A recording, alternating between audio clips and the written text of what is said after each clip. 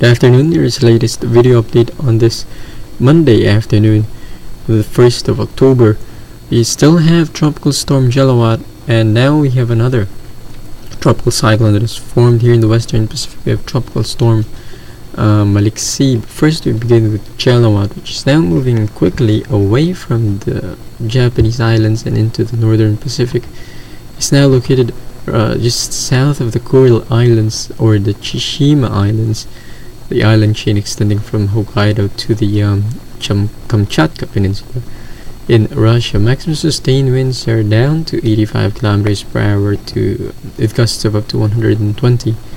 Jelawat is moving to the northeast. You can see that speed 75 kilometers per hour. It's now embedded into the baroclinic zone. Also, the very strong westerly winds really bring the system to the northeast at a very fast pace. You can see this latest visible image doesn't look any tropical anymore.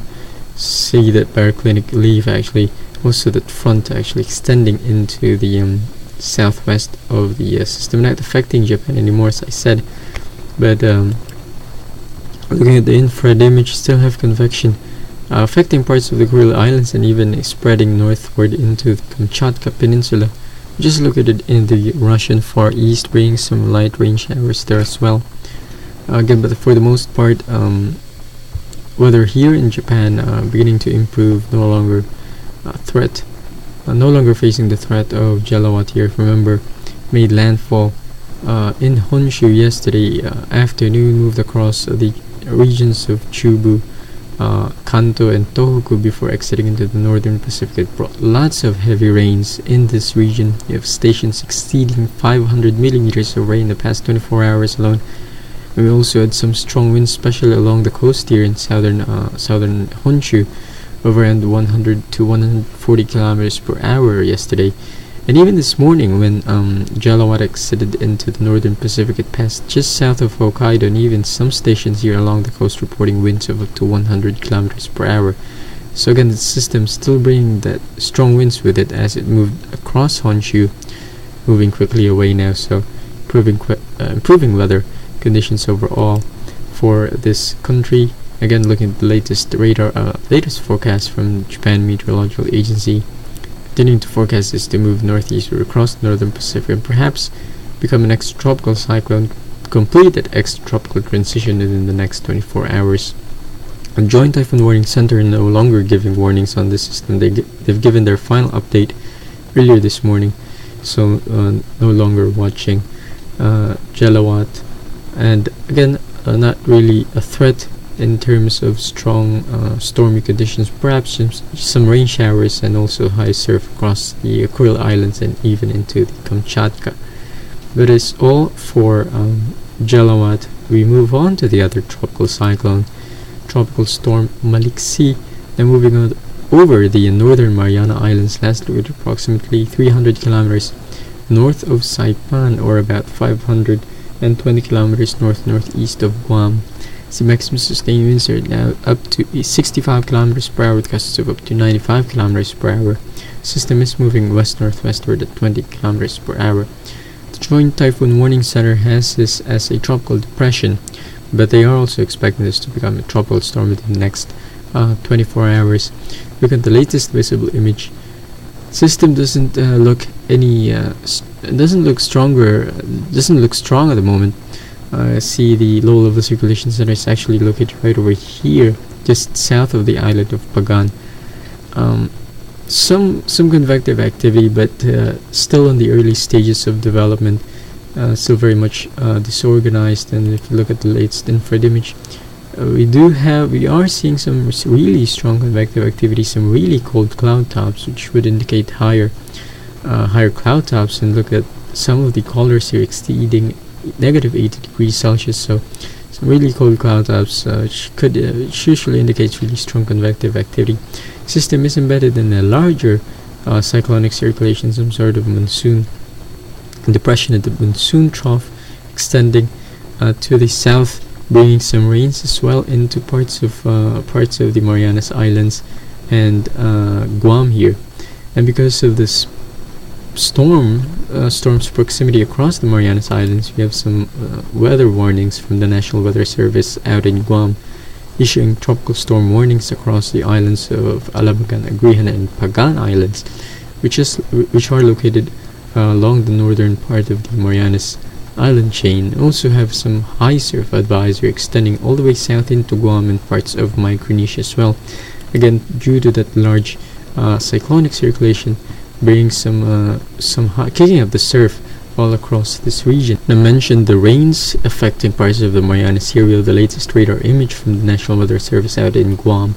And you can see that batch of heavy rain showers moving from the south to the northeast, not affecting Guam at the moment, but you can see this thunderstorms forming just south of the island could move in this area in the next few hours, giving an idea of how widespread the rains are associated with Maliksi. Now you may be wondering, yes, this is a Filipino word, means strong. It is donated or contributed by the Philippines, Pag-asa, and to the list of typhoon names. It doesn't mean the system is inside the Philippine area responsibility. This is actually an international name, again contributed by the Philippines, and it is not really expected to enter the Philippine area responsibility. Here we take a look at the forecasts from the official weather agencies. We get with the Joint Typhoon Warning Center, again forecasting this to move generally northwestward, eventually rounding to the north and eventually to the northeast around the subtropical ridge anchored here in the northern Pacific,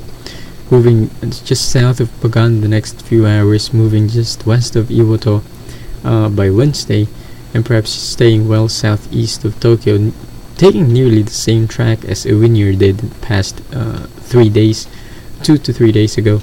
You can also see here Joint Typhoon Warning Center forecasting this system to become a typhoon by either Tuesday evening or early Wednesday morning, forecasting this actually to peak at just below category 2 intensity, right around 140 to 150 kilometers per hour, but again staying well south of Japan, mainland Japan, but could impact parts of the Ogasawara Islands, particularly here in Iwo To, around Wednesday and Thursday. And also looking at the Japan Meteorological Agency, showing nearly the same track here, this Joint Typhoon Warning Center, forecasting this to move northward and eventually to the northeast, staying south and well east of mainland Japan as we head into the weekend.